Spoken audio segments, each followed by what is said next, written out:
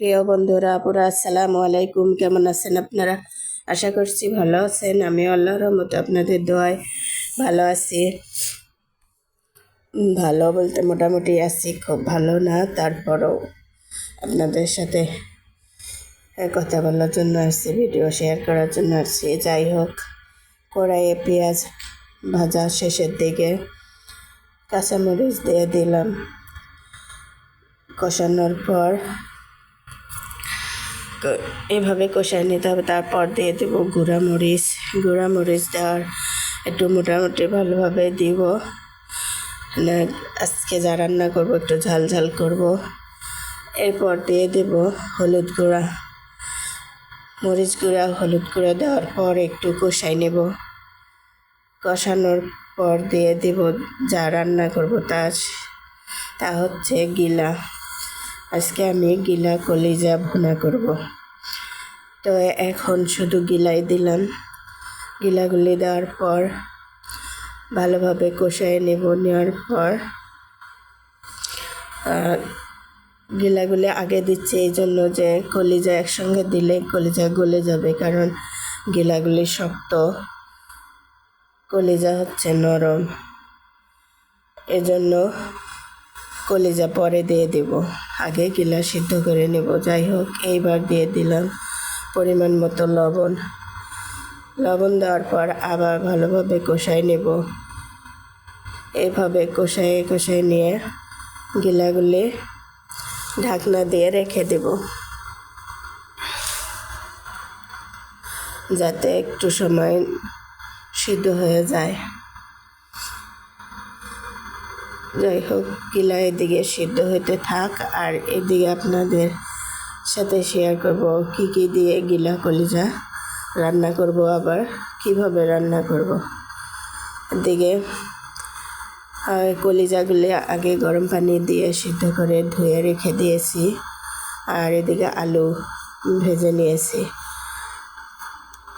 কলিজা গরম পানি দিয়ে সিদ্ধ করে নিলে অনেক ময়লা বের হয়, এই জন্য গরম পানি দিয়ে সিদ্ধ করে নেওয়া অনেক ভালো, গন্ধও থাকে না, রান্নার পরে একটা গন্ধ লাগে। যাই হোক, এগুলো দেখাইতে দেখে গিলা প্রায় হয়ে এসেছে। এখন আমি গিলাগুলি কষায় একটু নেব, ভালোভাবে কষায় নেওয়ার পর দিয়ে দিব আবার গিলার উপর কলিজাগুলি। আগে যেহেতু গিলা সিদ্ধ করতে দিয়েছি, তো মোটামুটি সিদ্ধ হয়ে এসেছে, কালার ও মশলা সুন্দর এসেছে।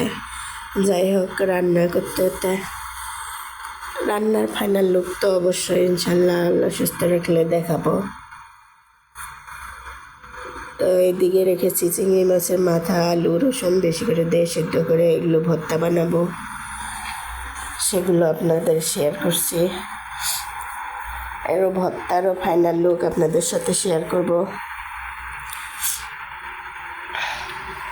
এখন গিলাগুলি কষানো শেষের দিকে, এবার গিলার মধ্যে দিয়ে দিব ভাজা আলুগুলি আমি আগে ভাজে নিয়েছিলাম।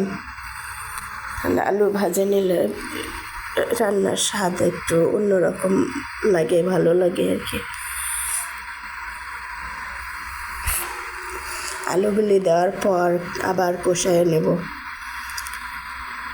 গিলার সঙ্গে ভালোভাবে কষায় নেওয়ার পর দিয়ে দেব কলিজাগুলি, কারণ কলিজা দেওয়ার পর তো এভাবে কষানো যাবে না, আর কলিজা হচ্ছে নরম।